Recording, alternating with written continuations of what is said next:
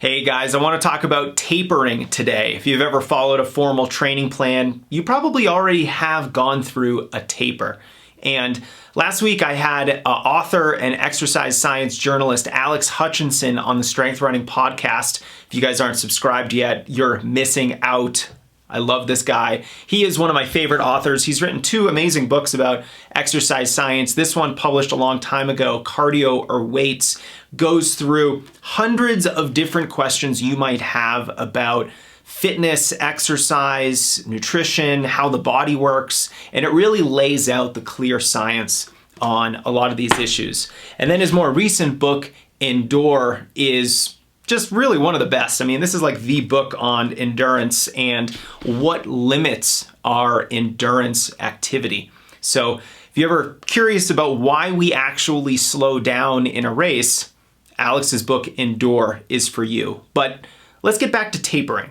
Alex is an amazing thinker and someone that I wanted to talk to more about the issue of tapering. And I got an amazing list of questions from our Instagram and Twitter communities. And so this podcast episode really was a community-oriented episode. All the questions came from the strength running community. So if you haven't checked it out, do. But in this video, what I want to do is talk about what I learned from that conversation with Alex, what I've learned over the last 10 years or so of my coaching career, and help you distill the entire issue of tapering into 8 truths that will help you guide your own taper. Taper truth number 1 is how long a taper is. A taper is generally between 1 and 3 weeks. More commonly, you'll find a 2 to 3 week taper. I think that 2 weeks is really the gold standard, and I'd be very interested to see what a 1 week taper looks like. But for most runners, you're gonna look at a 2 to 3 week taper. And for the longer races, we're talking maybe the 50-mile and up ultra marathons, those kind of races may have a longer taper. And that's because you're doing some really big, challenging runs and workouts. Over distance long runs, maybe 30 miles or more. Maybe you're doing just really long, challenging, hard workouts. Maybe you're covering an incredible amount of vertical in one run or during a big week of training. And so when you're doing training weeks like that, when you're doing those over distance long runs, you do need more recovery time. So for some of those really long ultra marathon distances, you might see more of those 3 week tapers. But generally speaking, about 2 weeks is the gold standard for distance runners. Taper tip number 2 is what happens during a taper. Well, pretty much everyone agrees that a taper is at its most basic, at its most fundamental, is simply a reduction in training so that you can race to your fullest potential, have a peak performance race at the end of the season. Now, most everyone agrees that reducing your training looks like this. It's a reduction in your volume. So in other words, your mileage will decrease, but you're maintaining the intensity of your training. In other words, your workouts are not going to get much slower and they're probably not going to get substantially shorter. So you're either maintaining your intensity or you might actually increase it a little bit. And that's because the goal here is to get you well rested, but sharp, but responsive, but speedy and fast, so that when you line up on race day, you're feeling good and you're feeling ready to run at your best. Our third taper truth is that tapers aren't dramatically different based on the race that you're training for. Yes, they might be a little bit longer if you're training for an ultra, but for the most part, whether or not you're training for a 5K or a marathon, you're still looking at a taper that follows the same set of basic rules. Let's reduce the mileage, let's maintain or slightly increase the intensity, and let's do this for about 2 weeks. That's the general contours of a taper, and it really doesn't change based on what event you're training for. Now, caveat, I am talking to distance runners right now. If you're not an endurance runner, if you're a 100-meter sprinter, then there's gonna be some different rules for you, and I'm an endurance coach, so I'm gonna be speaking mostly to our distance runners today. Taper truth number 4 is all about the frequency of your running. Yes, we should cut our mileage, but we really shouldn't be cutting the number of days that we're running per week. Maybe we reduce it by 1, But for the most part, most runners should maintain the same number of days that they're running during the taper that they did during the entire training cycle. And that's because we want to maintain the frequency of our running even while cutting down the distance. That just helps us stay consistent. It helps us get in a good rhythm of training. And during the taper, we want that same rhythm. If your body is used to running 5 or 6 days a week and all of a sudden you cut yourself down to only 3 days of running per week, you're not going to feel too great. Your body's going to be asking you what you're doing and why you're only running maybe half the number of days that you were before. And so that's going to leave you feeling a little bit clunky. You're going to feel a little off, and we want to avoid that. So let's maintain the same number of days that we're going to run per week during the taper as we did during the normal phase of training. Maybe you cut it by a day, but other than that, maintain the frequency. You're going to feel a lot better. Taper truth number 5 is that, yes, while a taper is a reduction in your training, we should also look at some other things outside of our training. Let's try to reduce any kind of big stress in our lives during the taper.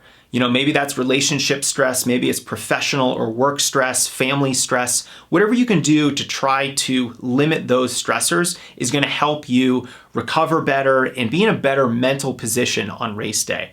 The other thing too that you should keep in mind is that while you're reducing your running to help you get in a peak performance kind of a shape, let's not do a bunch of other things that could make you more fatigued. If you're 3 days out from your goal race and you're feeling good, you're feeling frisky because you've been tapering, now's not the time to go do 3 hours of yard work before your goal race because you're going to be sore, you're going to be more tired.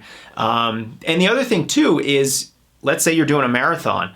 You want to be tapered, right? So you're rested on race day. That means let's not go to the Marathon Expo and trash your legs by spending 4 hours on your legs the day before a big race.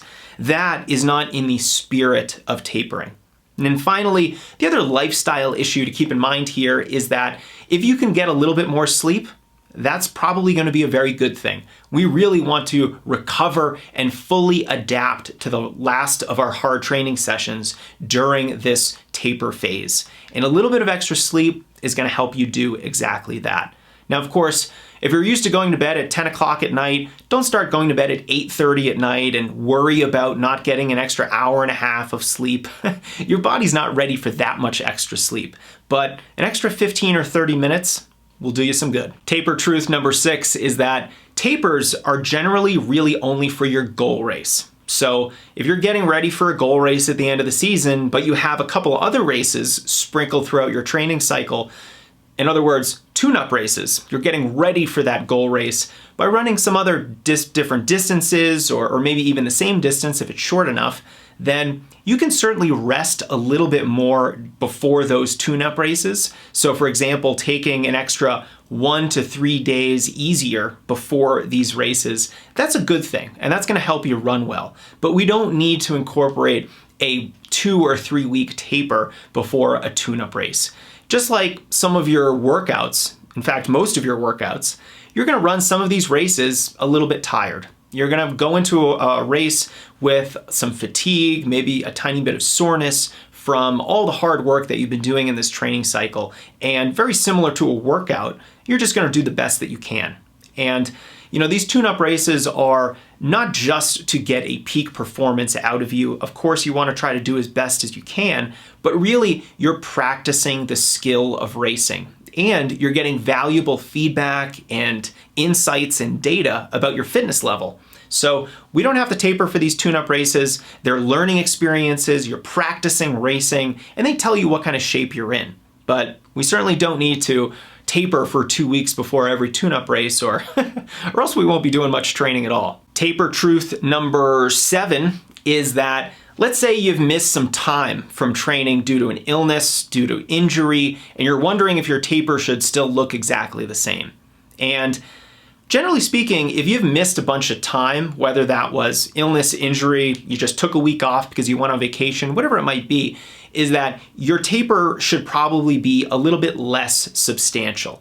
Because the idea here is that if you've put in an incredible body of work, of training, and you're tired and you need to recover, then the taper is what helps you do that.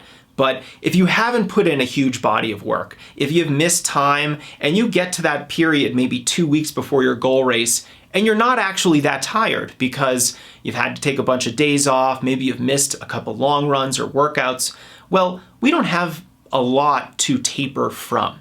So your taper is really dependent upon how much work you've done in your training cycle. And if you've missed a bunch of that work, your taper doesn't really have to be as substantial. Taper truth number 8, our final tip here to remember about tapering for distance runners is that you might actually feel a little clunky, a little off, out of sorts.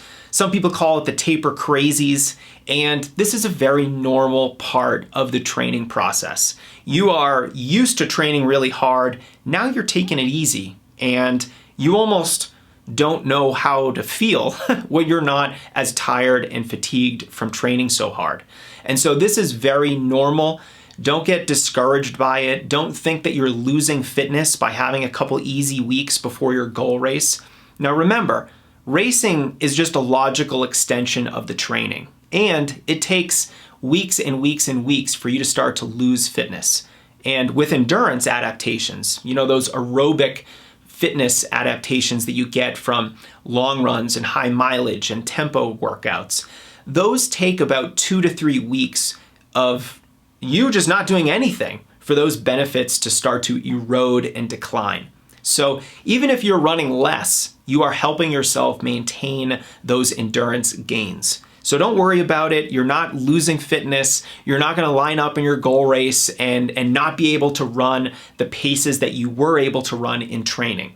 The taper, even though it might make you feel a little off, the taper really does prepare you for a peak performance. Now I know that because there are so many different race distances and more importantly, so many different types of runners based on your experience, based on what kind of training that you've been doing in the past, based on your whole history of running, you might have some additional questions about tapering. Leave them under this video. I want to make sure that any question you have, any issue that isn't fully clear to you about tapering, I get that answered for you.